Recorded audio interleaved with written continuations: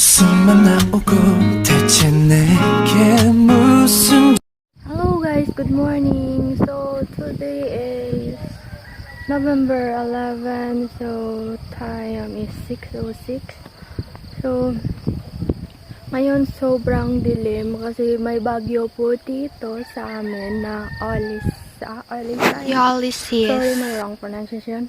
Man, pero tuloy pa rin yung buhay. So mag-harvest po kami ngayon ng palay namin. So let's go. So, hindi ako masyadong mabilis mag-harvest, guys. Kasi, hindi na ako nasanay. Kasi, medyo na rin matagal nung nag-harvest ako. Maybe around 6 years siguro. Ito po yun, guys, yung tinanim namin before.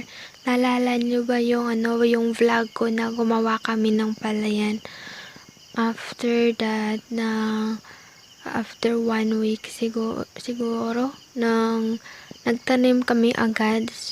So mga around 3 months lang po, tapos so ngayon harvest na po siya.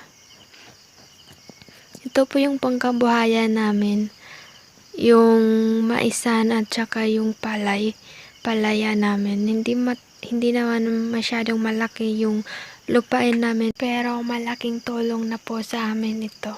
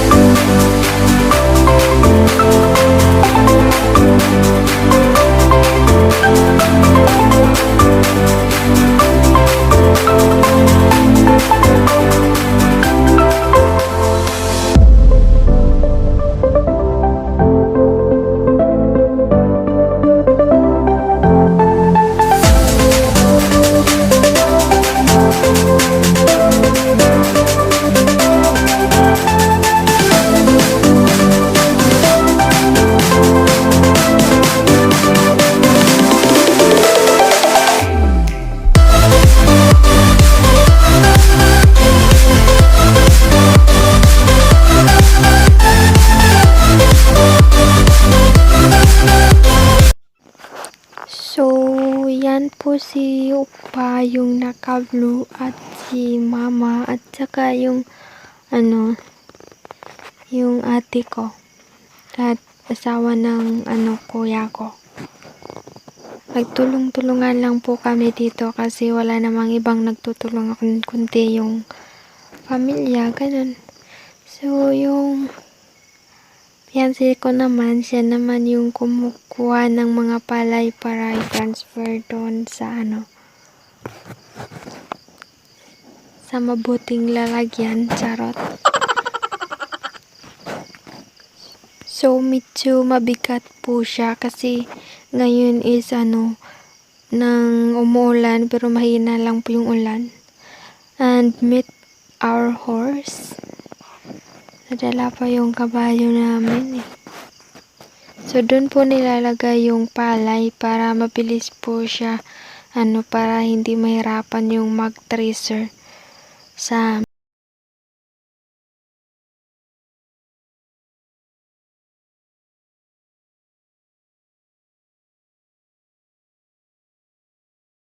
So, ito po yung tinatawag na tracer, guys. Sorry po, medyo pangit po yung pag-video ko. At ito po yung palay namin, medyo hindi marami pero maraming tulong na po ito sa amin. Estimate ko nito maybe 7 to 8 sacks lang po yung makuha namin dito.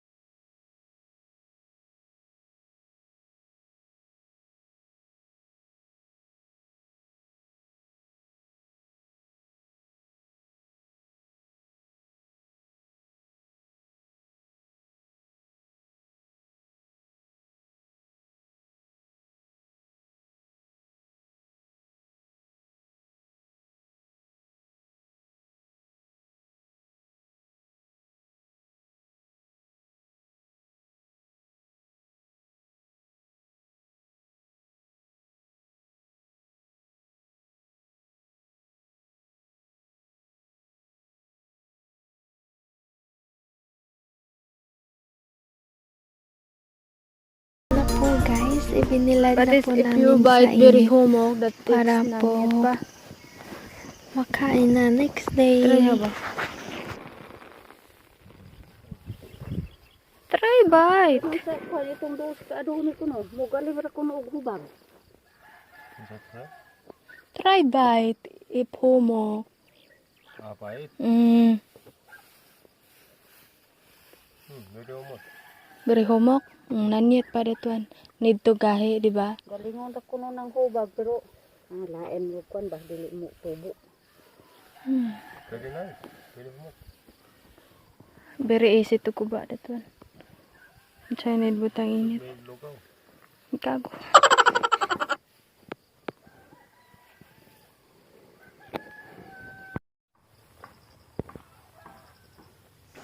So, ngayon guys, nangunguha po kami ng bean or tinatawag dito na tabios and bulay. Ito po yung